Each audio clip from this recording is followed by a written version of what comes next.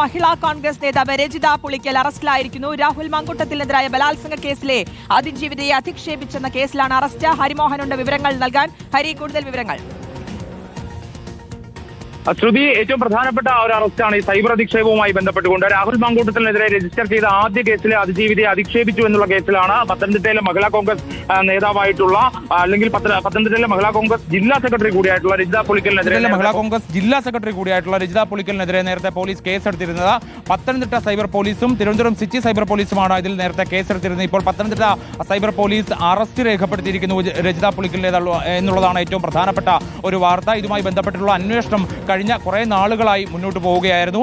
പക്ഷേ രജിത വീണ്ടും ഈ ആദ്യ കേസ് രജിസ്റ്റർ ചെയ്തതിനു ശേഷം വീണ്ടും പോസ്റ്റ് ഇടുകയും വീണ്ടും തിരുവനന്തപുരം സിറ്റി സൈബർ പോലീസ് കേസെടുക്കുകയും ചെയ്തിരുന്നു. പക്ഷേ 2 പോലീസ് സ്റ്റേഷനുകളായി കേസ് രജിസ്റ്റർ ചെയ്തിട്ട് പോലും രജിത വീണ്ടും ആവർത്തിച്ച ആദ്യ കേസിലെ അതിജീവിതയെ അധിക്ഷേപിച്ചുകൊണ്ടുള്ള പോസ്റ്റ് നിരവധി വട്ടമായി ഇടുകയും ഉണ്ടായിരുന്നു. പക്ഷേ പിന്നീട് പോലീസ് ചോദ്യം ചെയ്യുന്നത് അടക്കമുള്ള കാര്യങ്ങളുമായി മുന്നോട്ട് പോയപ്പോൾ അന്വേഷണവുമായി സഹകരിക്കാതെ അല്ലെങ്കിൽ അന്വേഷണ ഉദ്യോഗസ്ഥർ വിളിച്ചപ്പോൾ ബന്ധപ്പെടാൻ കഴിയാത്ത നിലയിലേക്ക് മാറുകയും ചെയ്തു. തുടർന്നാണ് രജിതയെ ഇന്നിപ്പോൾ അല്പം മുമ്പ് കസ്റ്റഡിയിലെടുത്തുകൊണ്ട് അറസ്റ്റ് രേഖപ്പെടുത്തിക്കൊണ്ടുള്ള ഒരു നീക്കത്തിലേക്ക് പത്തനംതിട്ട സൈബർ പോലീസ് എത്തിയിരിക്കുന്നത്.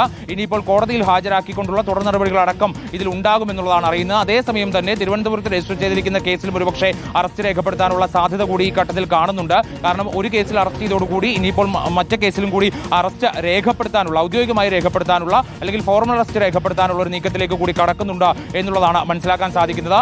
നിലവിൽ രജിത പുളിക്കൽ അടക്കമുള്ള 5 പ്രതികൾ, അതായത് രാഹുൽ ഈശ്വർ അടക്കമുള്ള 5 പ്രതികളാണ് തിരുവനന്തപുരത്ത് പ്രതികൾ. പക്ഷേ പത്തനംതിട്ടയിൽ ഒരൊറ്റ കേസാണ് അതിജീവിതയെ അധിക്ഷേപിച്ചു എന്നുള്ള പരാതിയിന്മേൽ, അതിജീവിതയുടെ തന്നെ പരാതിയിന്മേൽ രജിത പുളിക്കൽ എന്ന പത്തനംതിട്ടയിലെ മഹിളാ കോൺഗ്രസിന്റെ ജില്ലാ സെക്രട്ടറിക്കെതിരായിട്ടുള്ള ഒറ്റ കേസാണ്. ആ കേസിന്മേലാണ് ഇപ്പോൾ നടപടി സ്വീകരിച്ചിരിക്കുന്നത് എന്നുള്ളതാണ് മനസ്സിലാക്കാൻ സാധിക്കുന്നത്. നിലവിൽ ഇവർ ഒന്നിലധികം വട്ടം അതിജീവിതയെ അധിക്ഷേപിച്ചുകൊണ്ടുള്ള പോസ്റ്റുകൾ സാമൂഹ്യ മാധ്യമത്തിൽ പ്രത്യേകിച്ച് ഫേസ്ബുക്കിൽ പോസ്റ്റ് ചെയ്തിരുന്നു. അതായത് രാഹുൽ മാങ്കൂട്ടത്തിനെ അനുകൂലിക്കുക മാത്രമല്ല അതിജീവിതയെ അധിക്ഷേപിച്ചുകൊണ്ട് അതിജീവിതയെ എതിർക്കാൻ വേണ്ടി അവരുടെ ഐഡന്റിറ്റി അടക്കമുള്ള കാര്യങ്ങൾ വെളിപ്പെടുത്തിക്കൊണ്ട്, അതായത് വ്യക്തിഗത വിവരങ്ങൾ അടക്കം വെളിപ്പെടുത്തിക്കൊണ്ടുള്ള പോസ്റ്റുകളായിരുന്നു ഈ ദിവസങ്ങളിലൊക്കെ തന്നെ കണ്ടിരുന്നത്. ഇപ്പോഴാണ് അതിൽ അറസ്റ്റ് നടപടിയിലേക്ക് സൈബർ പോലീസ് കടന്നിരിക്കുന്നത് എന്നുള്ളതാണ് ഏറ്റവും ഒടുവിലായി ലഭിക്കുന്ന വിവരം.